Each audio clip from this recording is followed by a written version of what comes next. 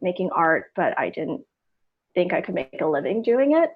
So I did the practical thing and I went to college to study to be a medical examiner because I love Dana Scully from the X-Files. But while I was there, I took a film class, and that's when I realized that no, this is what I want to do. I want to make art and I want to tell stories. So I guess the lesson there was I didn't really want to be Dana Scully. I wanted to make the X Files. So I went to NYU to the graduate film program, made live action and animated shorts there. And when I got out, I applied to the Frederator Go Cartoons Incubator program and made an animated short with them there. And for a little bit, I was kind of floundering. I didn't really, my career got stalled. I really wanted to make a live action feature, but I didn't know how to do that. I didn't have the resources. So I worked other jobs where I was a makeup artist. I was a costume designer for a little bit, and I was also a PA. But a couple of years ago, a classmate of mine at NYU introduced me to an exec at Cartoon Network. And nothing came of that meeting initially, but we did keep in touch. And she added my name to the list of writers at the Cartoon Network database of talent. And later on, when Steven Universe Future was looking for new writers, my name was on that list. And I had an interview with the showrunner, and that led to my first TV animation writing job. And Distant Lands is my second. And more recently, I wrote and directed my first live action feature film. Yeah. Wow, that's tough to follow. My name is Jeff Trammell. I'm the story editor, which is a fancy word for head writer of Craig of the Creek. I started out in Detroit, Michigan, where I was born. I did not go to college. I didn't really know what I wanted to do once I became an adult. So I went to a trade school for video production. And while I was there, I discovered the show 30 Rock and found out that, that show was about them working in a writing room. And I was like, oh, you can get paid to write comedy? I love jokes and I like writing. I guess this is what I'm going to do. So I taught myself how to write scripts from reading books and downloading all the scripts I could online. And eventually I wrote my first spec script, which for those who don't know is a script based on an existing show. It's kind of like an example of the show that, like, if you got hired on the show, would you be able to write for these characters? I wrote a spec script for The Office that was very bad, but I had written a thing. So I felt like I could actually do the job if I ever got the chance. After a few years of working a bunch of different other jobs, like at the airport, loading and unloading planes, and Target as an asset protection agent, I realized that I wanted to become a writer, so I had to figure out how to get out to Los Angeles. I found out about the Nickelodeon writing program, and I entered that. They get like 2,000 applicants a year minimum, and they choose like 4 people. I was fortunate enough to be one of those 4 people. I moved out to LA to be in the program back in 2015. While I was there, I got to write on Harvey Beaks and Glitch Text. And maybe 6 months after finishing the program, I was lucky enough to come to Cartoon Network to start on Craig of the Creek season 1. And I've been there for the last 3 years. So yeah. Well, thank you both for being here. So excited. You both have like such different backgrounds. That's like, I think, going to be really inspiring to the people watching this. So thank you again for being here. Let's start off. What does it mean to be a writer in TV animation?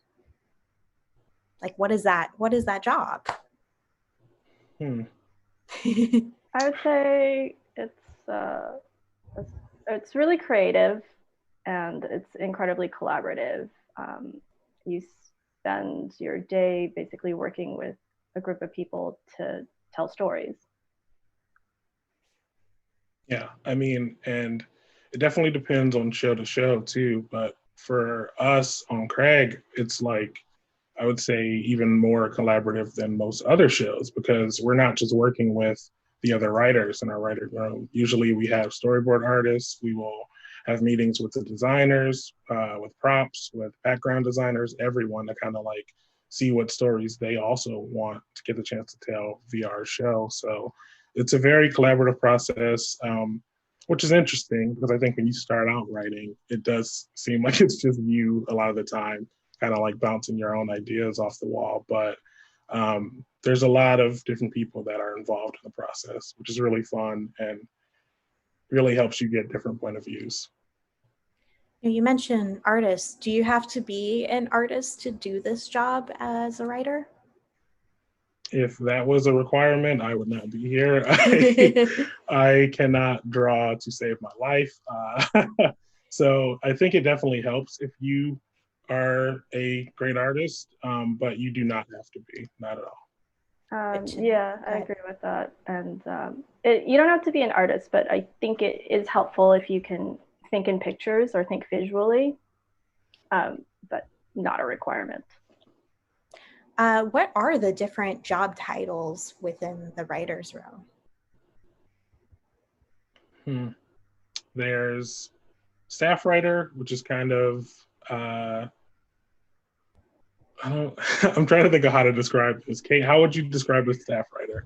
I would say the staff writer is sort of, it's you are there helping craft the story, and there's a hierarchy. Basically, you are sort of at the bottom, but it's an entry, it's a sort of an entry level position. I entered as an apprentice writer, and then moved on to staff writer. So I was able to sort of learn on the job as an apprentice.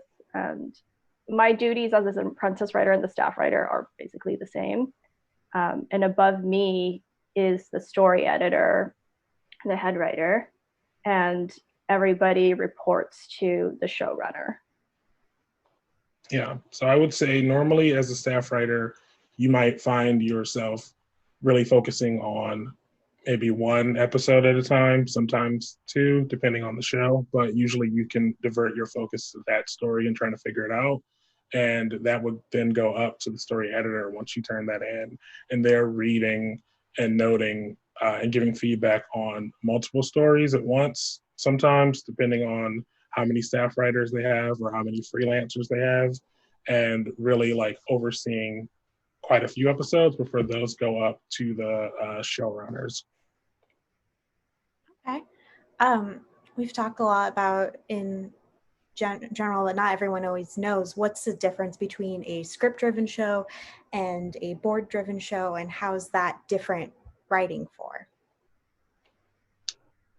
A script-driven show usually will be a show that is purely scripted, much like how you think of like a movie script or anything like that. So, like you as the room will usually decide who's going to write it. Someone will write that script, and then everyone will read it together and give notes. And then that script will go to the board team, who usually is to stick to that script and usually won't deviate from it too much.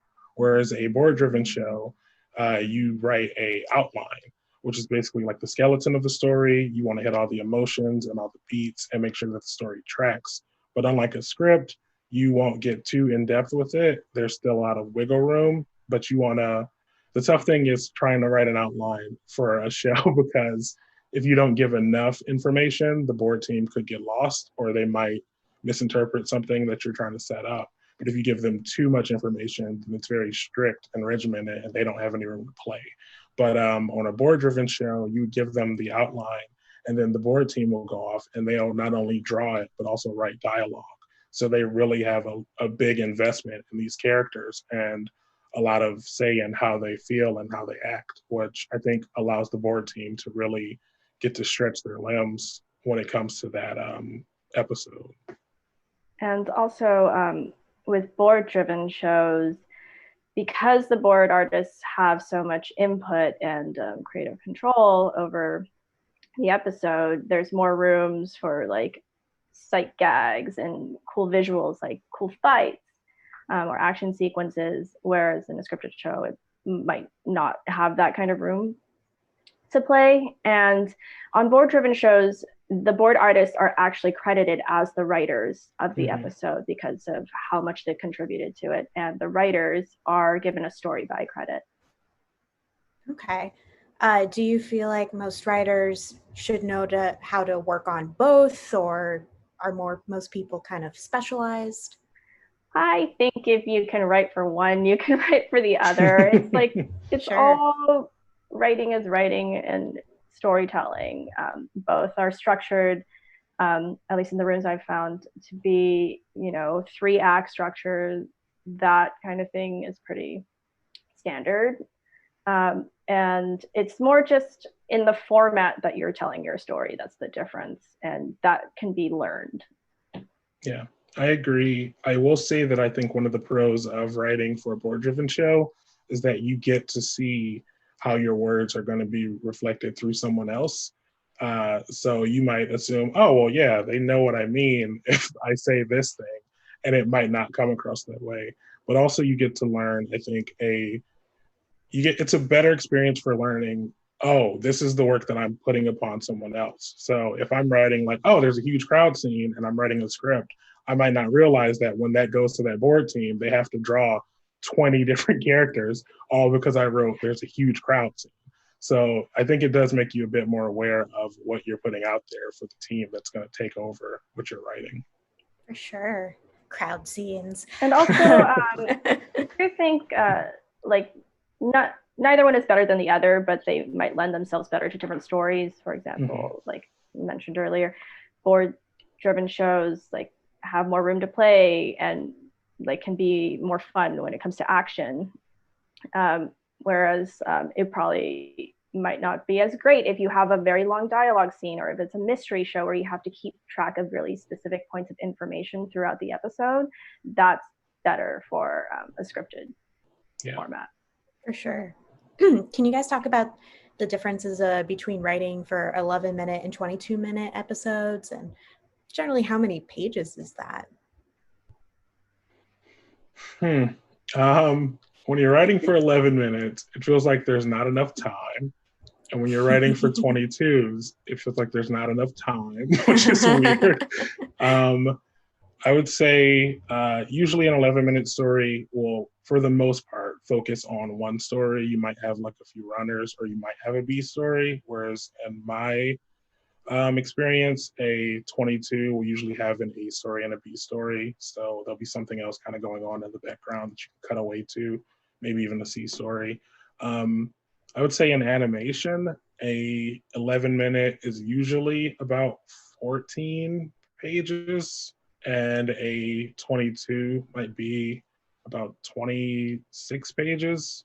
I'm curious if you found that to be different, Kate. Since my experience is mostly in board driven, I'd say that with 11 minutes, I agree that it's really good to keep the story simple, because you might be able to have like some tiny B plot, but for the most part, it's going to get lost, or it could make the story really confusing or muddled if you put too much into it. But for our outlines, for an 11-minute show, it's usually 3 to 4 pages. Good to know. Actually, Kate, since you mentioned live action, can you talk a little bit about, just in a brief, the differences of writing for animation and writing for live action? Yeah. So I've heard people say that like you have to write differently or more visually for animation compared to writing for live action, but I think that's just people wanting to protect their jobs. I think if you can write for one, you can write for the other, because you should be writing visually for both. Like you should be painting in pictures for both formats. So the thing about animation is that you are working in a medium where characters and objects don't have to move in a realistic way. So you can play to that and write for that. And there's more opportunities for visual jokes and things that aren't possible in live action. And for the board-driven shows, because we can't rely on dialogue, we have to write things in a really clear visual way for the boarders. And that would be sort of where it's slightly more different, but if you can write for one, you can write for the other. For sure. Going back to Jeff, you talked about being head writer, story editor. What is the day-to-day like for that job? It really varies. On Craig, we oversee a lot of different things, which is nice because it's not just overseeing stories for me, but usually as the head writer, we'll talk about story ideas. I'll give notes on the stories that our staff writers turned in, as well as whatever freelancers we may have had. It's a lot of like figuring out the big picture stuff because we're lucky enough to be able to like oversee quite a few things at once. And also, depending on the day, I might be at a voice record, assisting the voice director, or I might be helping with an edit. So there's a lot of different hats you wear, I think, as the story editor, whereas elsewhere you might just focus on stories. I know there's other shows that have had like bigger teams, and if you have like 4 staff writers, you're probably busy overseeing all of those different stories. But for us, our room's a bit smaller, so it does allow me to like focus on stories as well as other areas of the production, which is pretty cool. Can you guys talk a little bit about what like the average day in like a writer's room is like? I would say it depends on where you are in the season. Like if you're starting out a new season, a lot of that time will be devoted to blue skying, which means coming up with ideas of what you'd like to see in the forthcoming season. And then when you've sort of hammered out what you'd like the story to be for the whole season and various episodes, then you can start meeting specifically about one episode at a time. And your meetings will be more hyper-focused on breaking an episode. Definitely. Continue. Sorry. And sometimes, if you're still on, because writers are usually first in and first out on a show, you might not getting to see like the entirety of an episode getting made. So sometimes you're only there just to write. But if you're lucky enough to be on while an episode is going through to the end, you might help with like punching up the recording script. That might happen. Or as Jess said, be in the recording session to help out if somebody needs a line change right then. Could you guys talk a little bit about the differences between what, a premise, outline, and a draft are, and how much time do you have to write each? Time always depends on the show. There's been times where we've had, we don't need this episode for a month, and there's been times where we need this episode yesterday. So it definitely changes up. But usually for us, a premise is about 1 to 2 pages. It's just a bare bones version of the story. This is kind of where we start. This is where we end. These are the emotions we need to track. This is how it'll be fun, just so we can really like explain that story in a very brief way to our executives. And then an outline would be about 3 to 4 pages. That's a bit more of what we just had, but now we can infuse jokes. We can find different areas for comedy. We can really like track and lay out like, this is what we need to see. These are the locations. These are the characters that can pop up for a bit, just to kind of like really make the episode fun, because this is going to go to the board artist. So we need to make sure that everything's spelled out. Drafts are more of a scripted thing, of course. Usually for drafts, you will do 3 drafts, kind of like the first draft. You'll get notes and then take on the second. And then if needed, you'll usually do a 3rd draft. For those, I found, depending on the show, you'll usually have like a week or 2 between those drafts to turn around. So yeah, I would say usually a premise, maybe a few days, and outline about a week or so, and then a draft, depending on the show, a week or two. And sometimes you'll be working on different episodes at the same time, like they'll Yeah. overlap. So you'll be working on a premise for one and then breaking the outline for the next one. Thank you guys.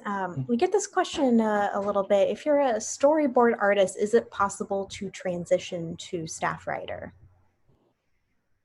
Definitely. A very talented storyboard artist I know named Chris Mackay became a very talented writer I know named Chris Mackay. Um, and I know that she transitioned over. I think that as a storyboard artist, especially on a board driven show, you're doing a lot of writing anyway. So I think a lot of the time it's just learning how to format that for what is quote unquote acceptable for a premise or an outline. But I do know that for season 3, we had a couple board artists on Craig write a story where they wrote the premise and outline. So I definitely think it's possible. And I encourage anyone who wants to do it because we need more unique voices in those rooms. I'm going to change into, I guess the writing portfolio questions that we have. First of all, what is a writing sample and how many of them should you have? I was waiting to see if you were going to talk. And then, of course, you talked and I talked over you. Go ahead. Writing is writing. And in my experience, I've found that the format is less important than you being able to show you can tell a story. Like I've known writers who've gotten into the room through comics and like short stories and novels and comedy videos. In my case, my portfolio is my short films. But that being said, it's still good to have a script as a supplemental piece of writing to show you can actually write in the format. Like all that other stuff that you love making, that's important to show your voice. But being able to have a short script is really helpful as well. And when I applied to Steven Universe Future, I had I think it was like an 8-page script of an original pilot. And then when I applied for Adventure Time, I sent in my feature script. So if you don't have a sample script yet, I would say challenge yourself to write something short, maybe something in 5 to 10 pages. That way, if it's not up to your standards in the end, at least, you did it as an exercise. But if it is, now you have a sample piece. And also, because reading is really time consuming, only send your best work. Mm-hmm. I did break that rule by sending a feature script, which was nice. Just don't do that, but that was my only sample, and I was really proud of it. But if you're caught between a sample that you really love and think is good versus a sample that's fine, but it sort of fits the genre or tone of the show you're applying for, definitely send the better sample. Send the one you love, because that'll show your voice clearer. Yeah, I could not agree more. I think, much like you, I've seen people who have gotten into the room because, they did this really cool comic, or they made this really cool, short online, or, there's a myriad of different ways to get into the room, I say. But I will say that in my opinion, make sure that you are prepared for anything that someone could ask for as a sample. When I applied to Cartoon Network, they were looking for an 11-minute original sample, and I didn't have one. So I had to figure out one that I was passionate about and write it very quickly so I could try to get staffed on the show that I didn't get staffed on, but I still love.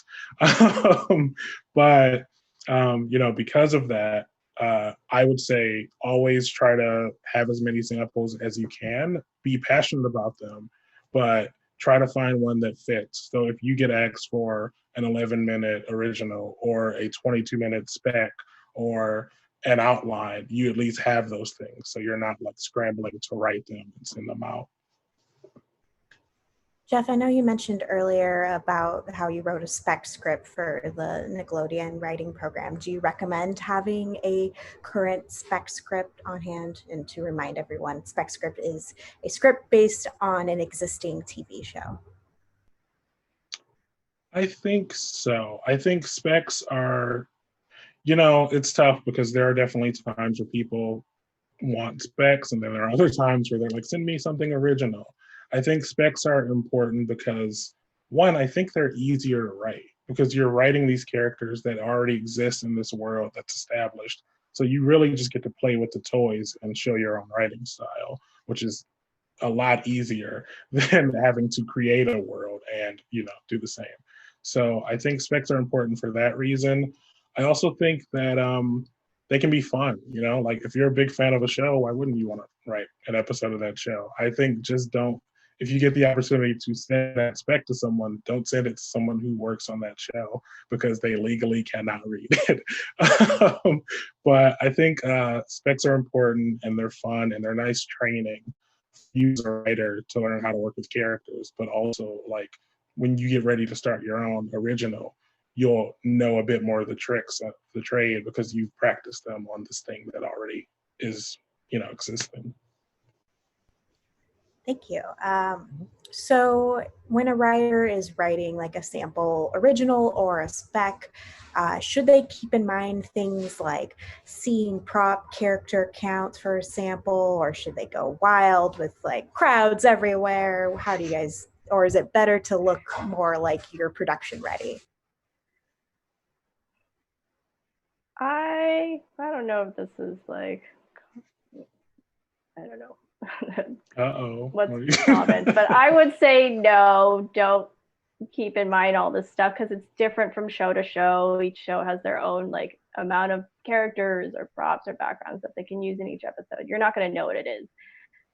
So write what it is you really want to see. If it's a bunch of crowds, you know, do it. If that makes you happy, like do you and do it to 100% and let people know what they want to do. Yep, I agree. Write what makes you happy, write what's fun, write what you would want to see. And, you know, if you get that job, they can tell you to not use a bunch of props, but you know, for now it's your sample. So you should come across as how you come across. So just go all out. Cool. Thanks, guys. What are, I guess, sort of jumping off of that, what are you and your supervisors looking for in scripts or original stories and novels, etc.? When I'm reading, I'm usually looking for comedy first and foremost. If it makes me laugh, I'll have a good time. You know, if it's a comedy script, if it's like a drama, then I'm not looking to laugh all the time. But you know, like I'm looking to see like, one, is this fun? Is this funny? Am I enjoying it? Because that'll keep me invested. Two, I want to see like, does the story track? Am I feeling the emotions that I'm supposed to be feeling for these characters? If, you know, someone's looking to make a team, do I care? Do I want to see them make that team? And that's a hard thing to pull off, but you know, if I can feel that connection with those characters, then I know that like you as a writer are doing your due diligence and like making them likable and making me root for them. And also just like structure stuff, which I look for to see if you have a basic idea of structure. If you don't, that's fine. Structure can be taught. I didn't know structure when I started the writing program, and now it's arguably one of my stronger qualities if you ask my bosses. So I'm not too like married to that, but I do want to see if there's a basic like, oh, well, you know, this is where the story kind of starts to peak, and this is when I want the character to have what they want the most, and it gets taken away. You know, I want to see if those emotions really track. And I'm not in a position to hire, but I might be in the future. And what I would look for is somebody with a really clear point of view and a voice. And if they can just tell a good story, in general. There are many types of writers. There's comedy writers, there's people who like have a bunch of unexpected ideas.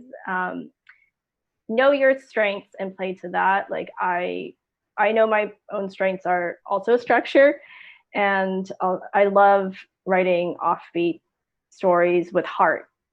So now that I know that, all my samples are that, like, to 100%. So just, yeah, figure out what it is you like to do and really clearly communicate that with your script. So one of our biggest questions, and you guys have probably been asked this plenty of times, but do you need an agent? And if you don't have an agent, how do you get your stuff read?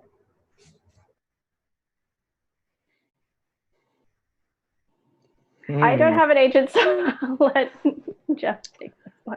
I don't have an agent. I do have a manager, which is like an agent, but different in some way that I don't fully know.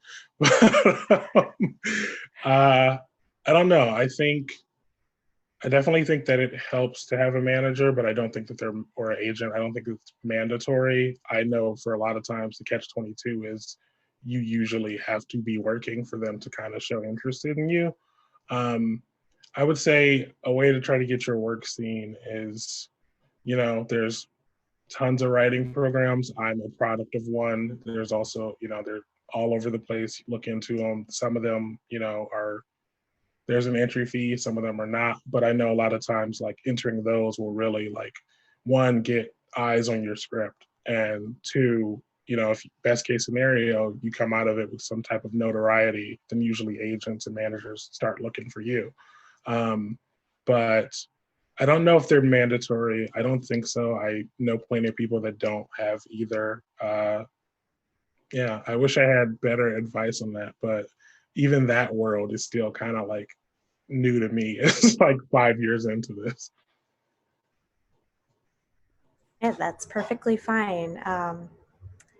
So both have different backgrounds, but we often get asked, do you need a degree to write for animation? Jeff is clearly proof that you don't. But do you guys have an input on, like, college, or, is there a degree that might be a good idea? Nobody really cares about the degrees here in animation. They just care about if you can do the work and your portfolio. So no, you don't need to have a degree.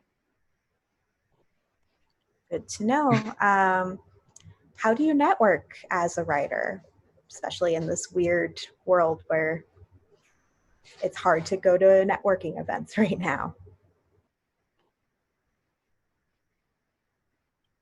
I don't have any advice for networking right now. But I would say that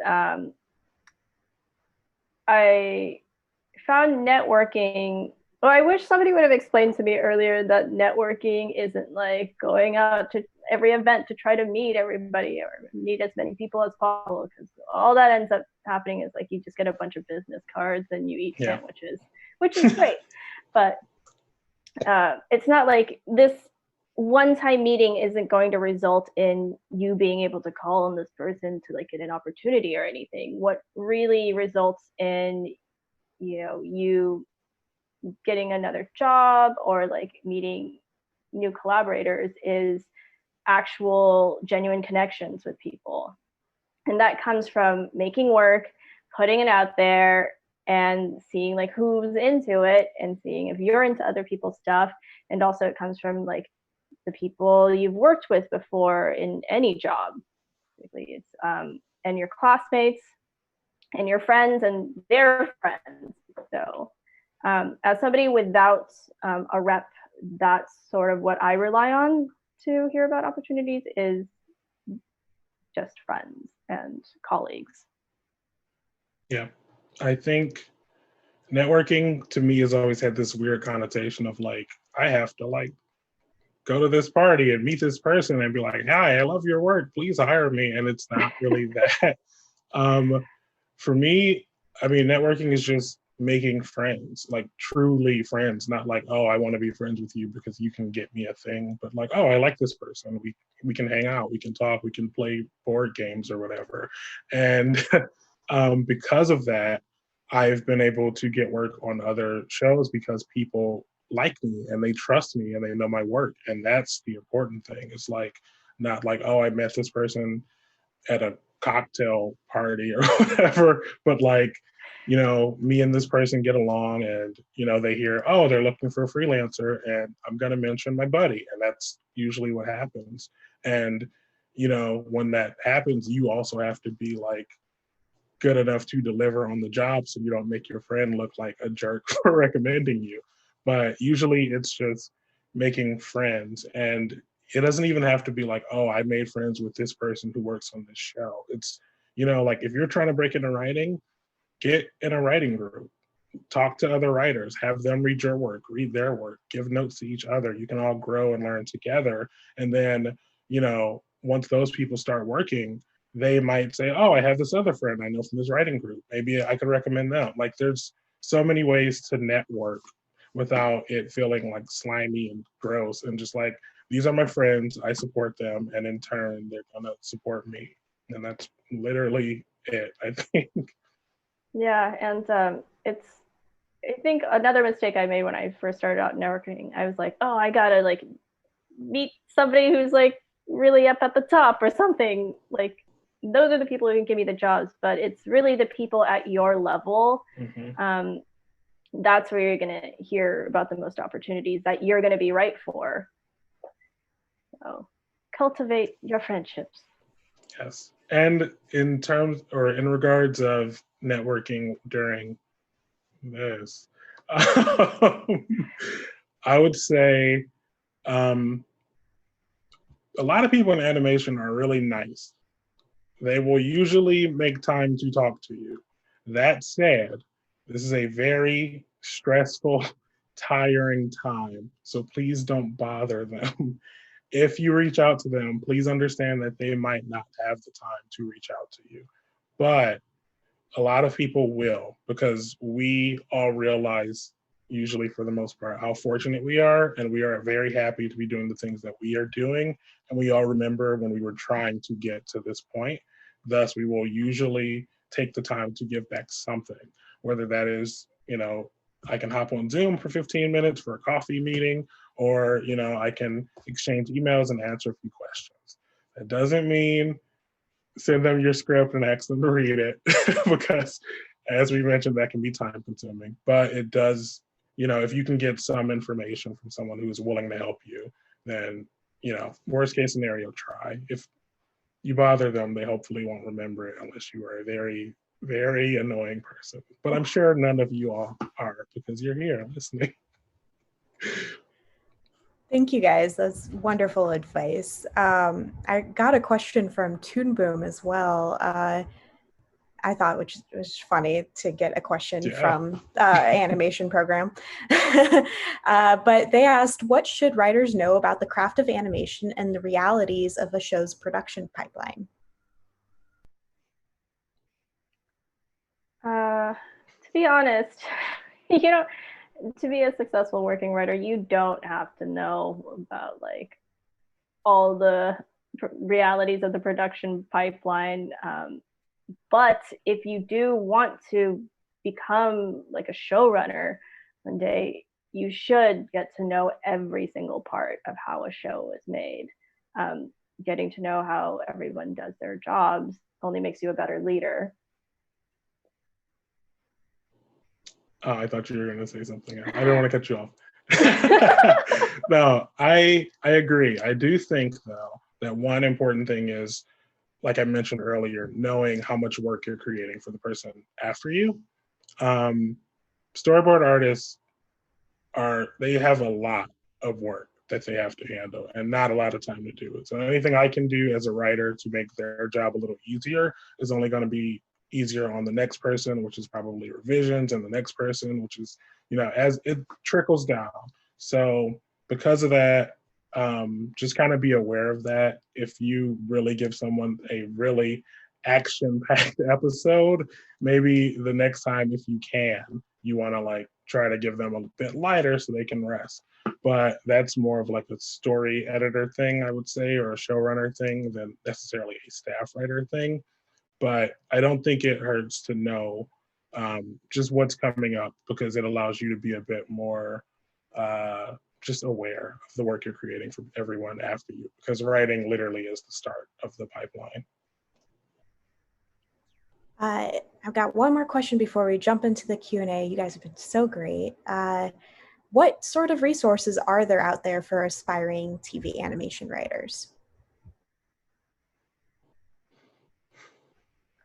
There's so much. In lieu of saying every single thing, I'll plug this. There's an incredible Google Doc created by Cassie Soliday.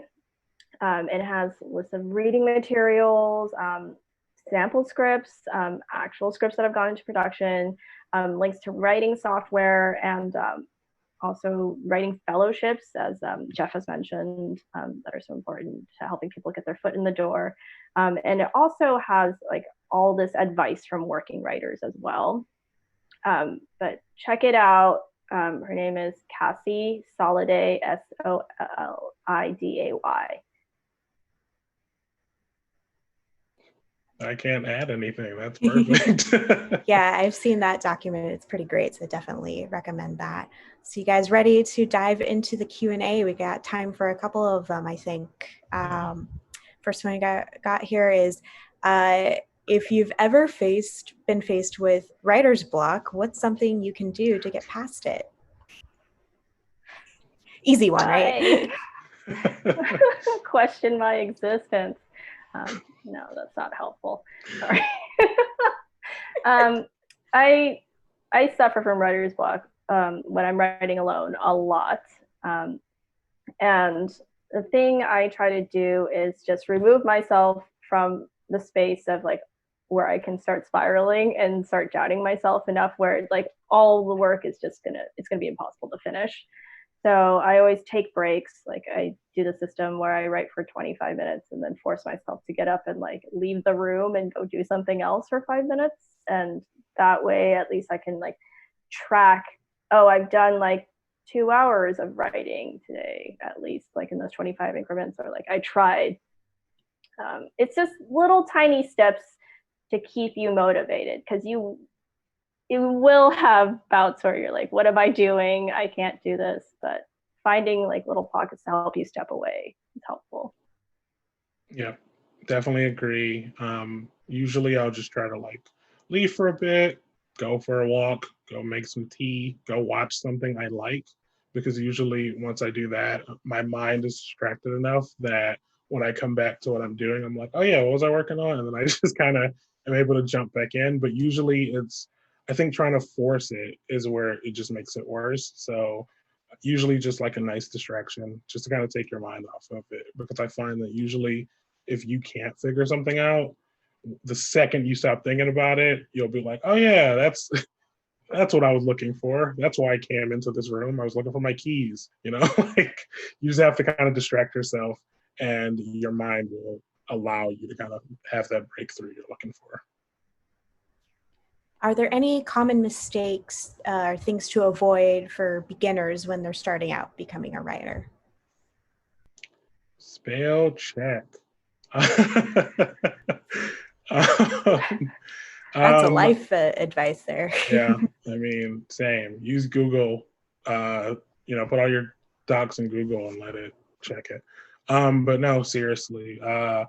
Some of the best advice I ever got was, if you want to be a writer, don't just write, or don't just watch or read good things. Watch and read bad things, because your brain will figure out why they're bad and why they aren't working.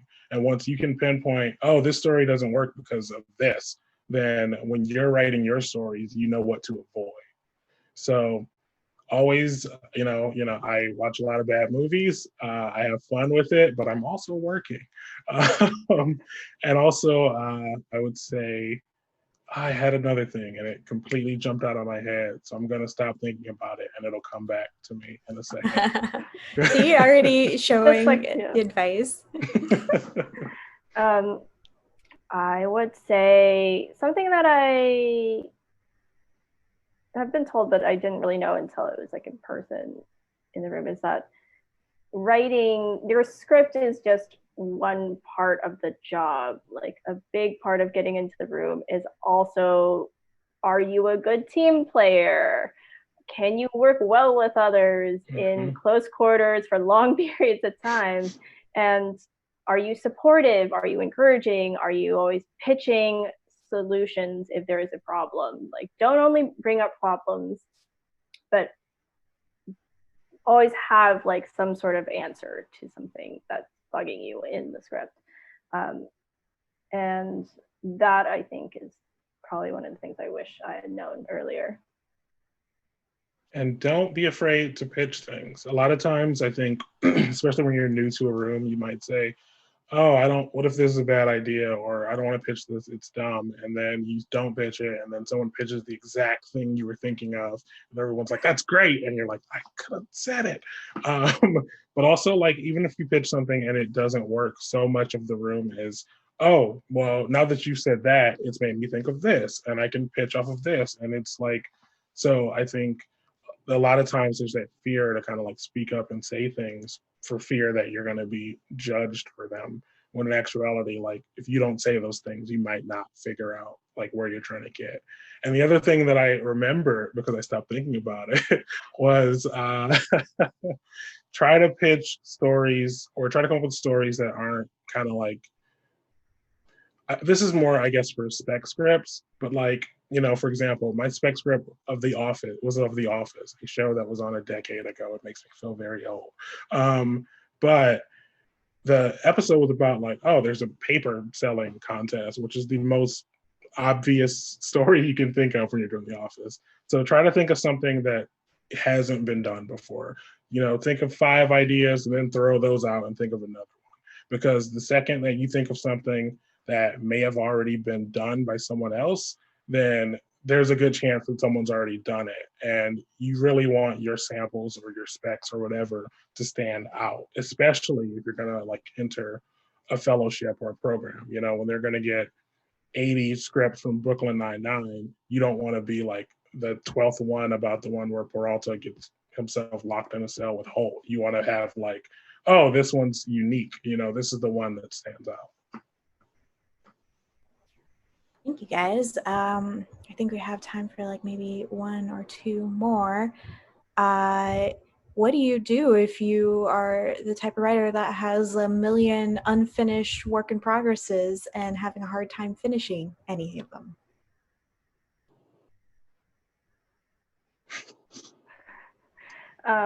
Only easy questions for you guys. I would say just try to pick one and really just finish it. It might be terrible in the end still, but the act of finishing something is important. And it shows that you can do it, might give you the confidence to finish other things too. Mm-hmm. But yeah, it's a tough position to be in.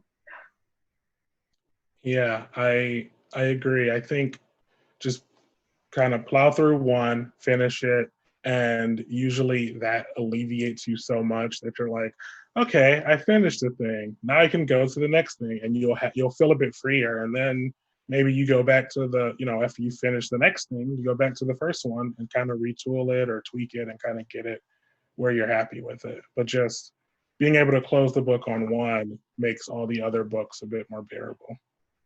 Yeah, and also I've found like having a couple of friends who I really trust, who know me well and like my work, like talking to them about some unfinished script, usually I can get ideas from them, or like they get me excited again about, there's a reason why I started writing this in the first place. Mm-hmm. Sometimes you forget, and so you need to be reminded. Thank you, guys. I think we can go into our final question, which I have asked of everyone for every single of these webinars we've done. What's the most important piece of advice you'd give an aspiring artist or writer in this case? It doesn't have to be art related. It can be life related. No pressure.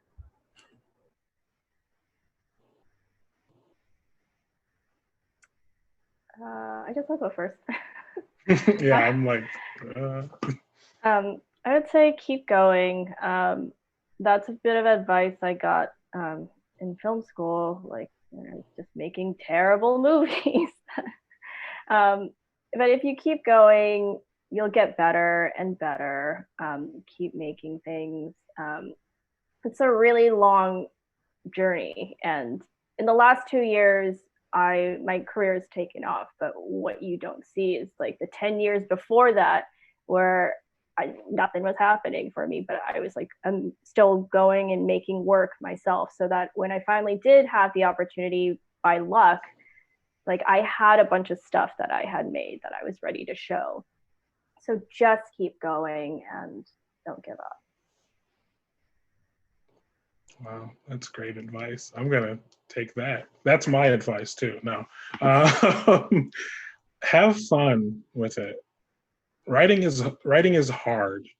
Writing is so hard, and it's hard to put yourself out there. It's hard to put all your work on the page and put it in front of somebody and have them judge it. It's hard to tell jokes and not get laughs. It's hard, but there's something about it that you have to love, whether it's telling stories, whether it's telling jokes, whether it's like just having that opportunity to have somebody get lost in your work, whether it's inspiring other people. There's something in it to find and love and enjoy, because you're putting yourself out there for anyone to see your work or read your work or hopefully enjoy your work. So at the very least, have fun doing it and feel, try to walk away with it as, even if no one likes this, I had fun writing it. I got to tell the story that I wanted to tell. And that is the important thing. Well, oh, did you want to add something No, else, Kate? Complimenting. I've Well, thank you both so much for taking time from your super busy schedules of walking in circles, trying to figure out what to write. Really appreciate you both being here today. I want to take a moment to thank Jackie and Sally for helping me field questions and run this webinar. And thank you, audience, for watching. For future panels and more information about Cartoon Network Studios recruiting, please check out our website, cartoonnetworkstudios.com, and check out our Twitter and Instagrams, CNS_recruiting, like Cartoon Network Studios recruiting. Thank you all again, and we'll see you all next time. Yay. Thanks for having us.